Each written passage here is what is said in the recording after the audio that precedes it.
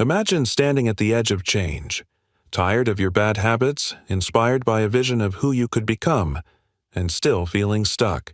You're not lazy. You're not broken.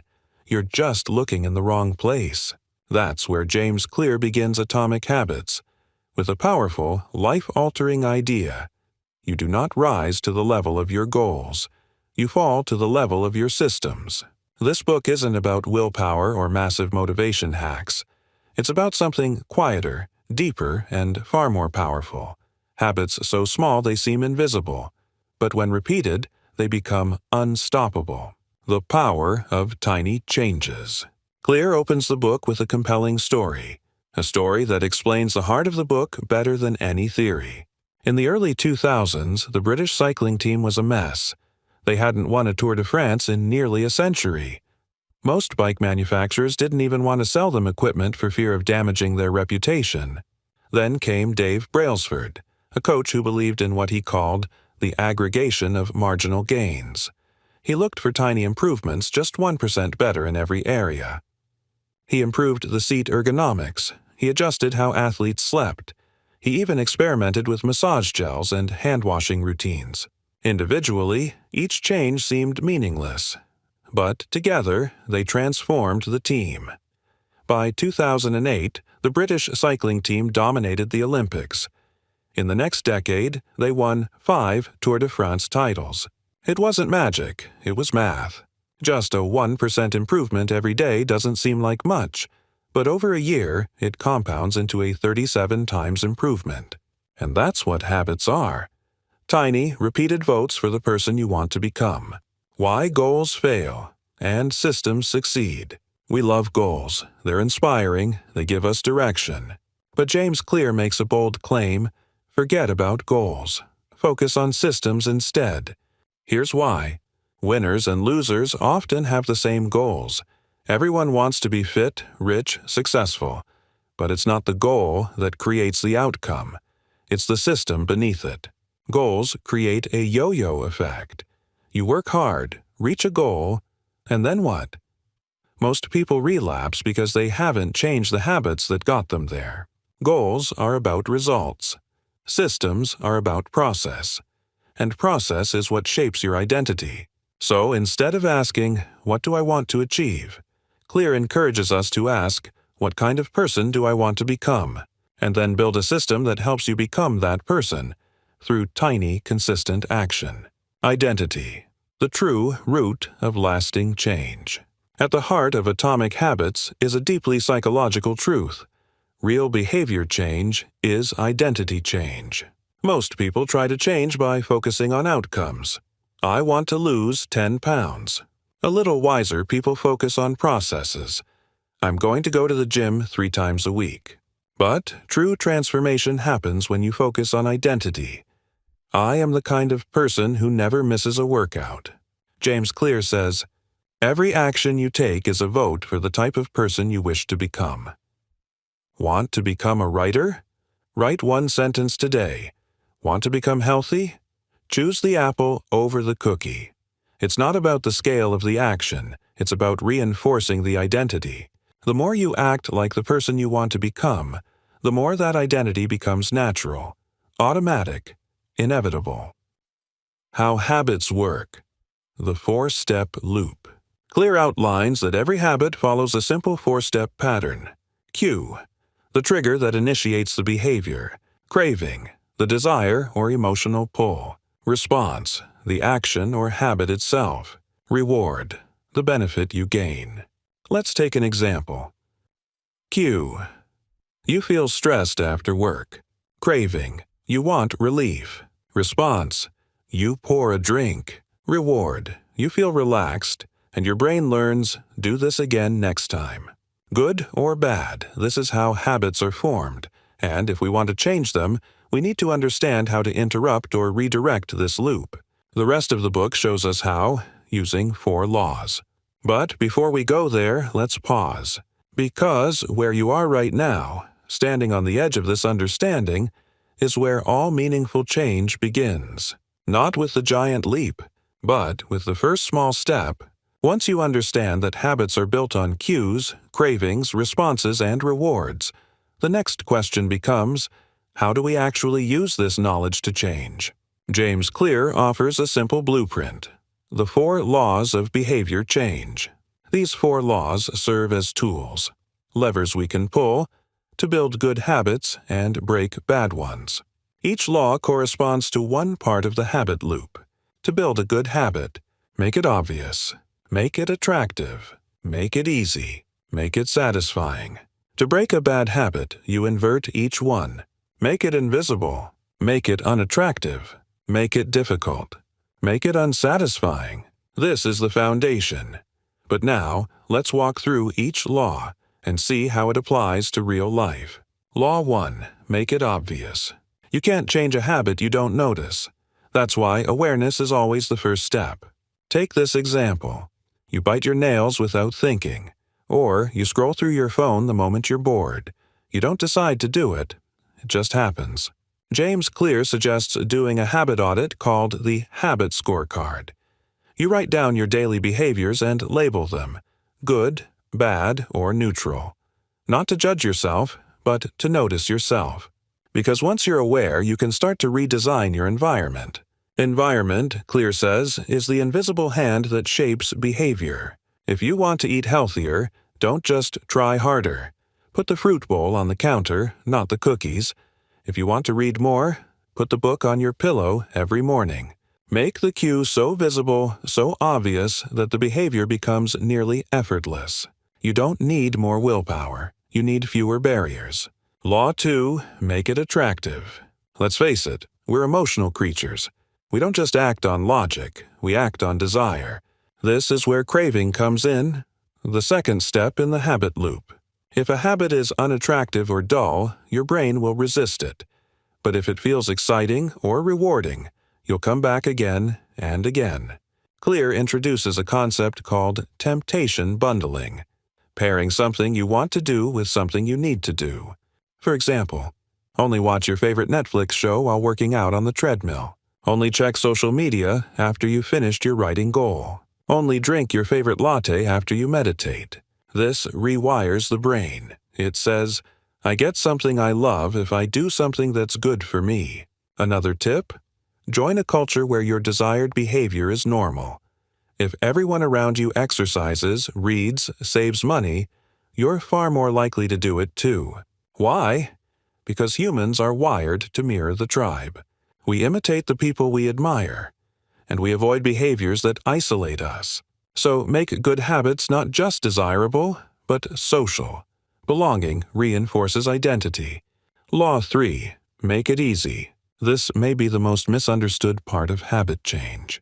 Most people assume success comes from effort, but James Clear shows that long-term consistency comes from reducing friction. You don't rise to the level of your goals, you fall to the level of your systems. So instead of setting huge goals, like work out for an hour every day, Clear suggests starting with something laughably small. 1 push-up, 1 page of reading, 1 minute of meditation. This is called the 2-minute rule. Downscale any new habit to just 2 minutes or less, because the goal isn't perfection, it's repetition. Once a habit is established, you can always scale it up. Make it easy to win, and you'll show up more often.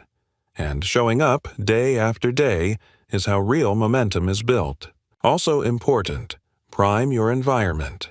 Lay out your workout clothes the night before. Keep a clean desk if you want to write. Remove decision fatigue. Remove excuses. Make good choices the path of least resistance. Law 4. Make it satisfying. Here's a truth many overlook. We repeat what feels good. But the problem with most good habits, like eating healthy or saving money, is that the reward is delayed. You don't see results for weeks, maybe months. Bad habits, on the other hand, they're immediately satisfying, even if they're damaging long-term. Clear's solution: find ways to make good habits feel rewarding right away. Use a habit tracker. Cross off each successful day. Create a streak. Give yourself small wins. Celebrate progress. Even something as simple as putting an X on a calendar can be powerful. because it turns effort into evidence. It says, I'm doing it. I'm showing up. I'm becoming the kind of person who follows through. And when your brain associates positive emotion with the behavior, it wants to do it again. In short, make success feel good now, not just someday. These 4 laws, obvious, attractive, easy, satisfying, work together like gears in a machine. When aligned, they generate momentum. When broken, they stall progress. And that's where the real transformation begins. Not in a moment of inspiration, but in a system of repetition. Change doesn't have to be dramatic, it just has to be designed. We've now learned how to build good habits, but what about the habits we want to break? The truth is, bad habits are stubborn for a reason. They often meet real needs: stress relief, escape, comfort, but in destructive ways. James Clear doesn't just tell us to use more willpower. Instead, he shows us how to invert the 4 laws of behavior change to break bad habits gently and strategically. If the key to building a habit is to make it obvious, attractive, easy, and satisfying, then the key to breaking one is to make it invisible, make it unattractive, make it difficult, make it unsatisfying. Let's walk through each. Inversion 1. Make it invisible. Out of sight, out of mind isn't just a saying, it's a psychological truth. Think about it. You're not thinking about eating cookies until you see the cookies on the counter. You weren't planning to check your phone until it buzzed on the table. That's the cue in action. To break a bad habit, remove the cue. Hide the temptation, delete the app. Don't rely on discipline. Design your environment to help you succeed. If your bad habit starts with a trigger, then the simplest solution is to make that trigger vanish. Clear puts it this way: you can break a habit, but you're unlikely to forget it. That's why you should reduce exposure. The fewer cues you encounter, the less often the craving is activated. Inversion 2. Make it unattractive. Every habit is driven by a craving. We crave relief, pleasure, escape. To break a bad habit, we need to reframe the craving, to see the real cost of the behavior. James Clear suggests a powerful technique: highlight the consequences. For example, instead of saying, "Smoking helps me relax," say, "Smoking is slowly reducing my lung capacity." Instead of, "Staying up late gives me free time," say, "Staying up late makes me foggy and distracted the next day." This isn't about guilt, it's about clarity. When we bring long-term consequences into short-term awareness, the habit becomes less appealing. Another powerful strategy: change your identity. If you identify as someone who just likes to drink socially, you'll protect the habit. But if you see yourself as a person who values mental clarity and health, that same drink no longer aligns with who you are. Identity change leads to behavior change, not by force, but by alignment. Inversion 3. Make it difficult. Habits survive when they're easy to perform. So what happens if you make a bad habit harder? That's right, it starts to fade.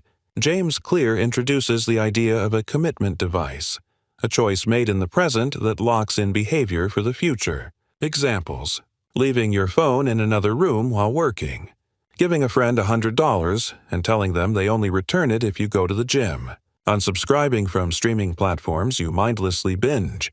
Every bit of friction you add, a password, a physical barrier, a delay, makes the bad habit less likely to occur.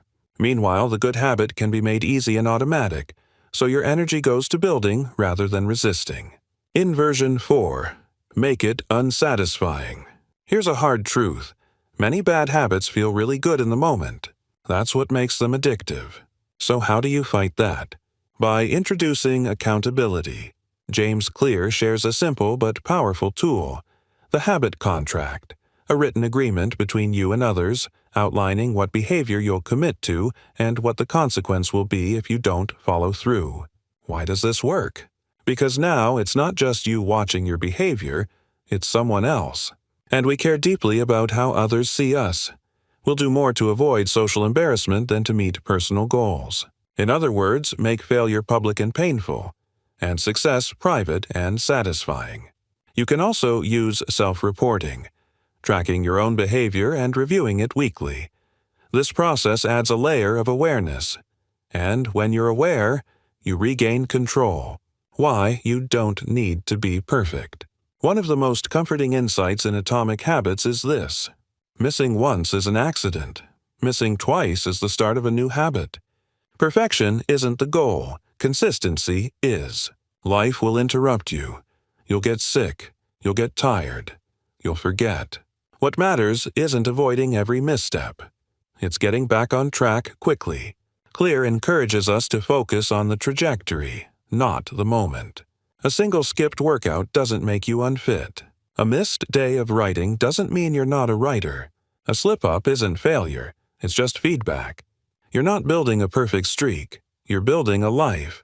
And life is built one small, repeated action at a time. The plateau of latent potential. Perhaps the most important message in this part of the book is this: change is slow until it's not. Imagine an ice cube in a cold room. It's 5°C, 4°C, 3°C. Nothing seems to change. Then, °C. It melts. That's what Clear calls the plateau of latent potential. Most people quit in the quartic-C moments, right before the breakthrough, right before the momentum kicks in. All big things come from small beginnings. The seed of every habit is a single, tiny decision. This is not a book about hacks. It's a book about belief, that your small efforts are never wasted. Even when you don't see progress, you're not failing. You're forming. You're laying the foundation. And one day, the results will show. Not suddenly, but inevitably. At this point in the journey, something begins to shift. You start to realize that habits are not just small behaviors. They're how we build ourselves. They're the invisible architecture behind every success story and every quiet failure. But most importantly, habits are a vehicle of identity transformation. And that leads us to one of the most powerful ideas in Atomic Habits. Every habit is not just about getting something, it's about becoming someone. That's why James Clear pushes us beyond goals and into systems, beyond motivation and into identity, beyond big change and into small wins, repeated daily. This final part brings together the most advanced ideas in the book, showing us how to sustain our progress, master the art of habit shaping, and design a life that works for us, not against us. Advanced Tactics, the Goldilocks Rule. Have you ever wondered why some habits stick and others vanish? The answer may lie in what Clear calls the Goldilocks Rule. We stay most motivated when a task is just at the edge of our ability. Not too easy to be boring, not too hard to be discouraging. Run a little farther than yesterday. Write a few more words. Lift a slightly heavier weight. Speak a bit more confidently in the meeting. This principle is how top performers continue to grow without burning out. They operate in the sweet spot, the zone of optimal challenge. Too hard, and the brain panics. Too easy, and it tunes out. But when the challenge is just right, you enter flow. You lose yourself in the task. And habits become not a chore, but a form of play. The downside.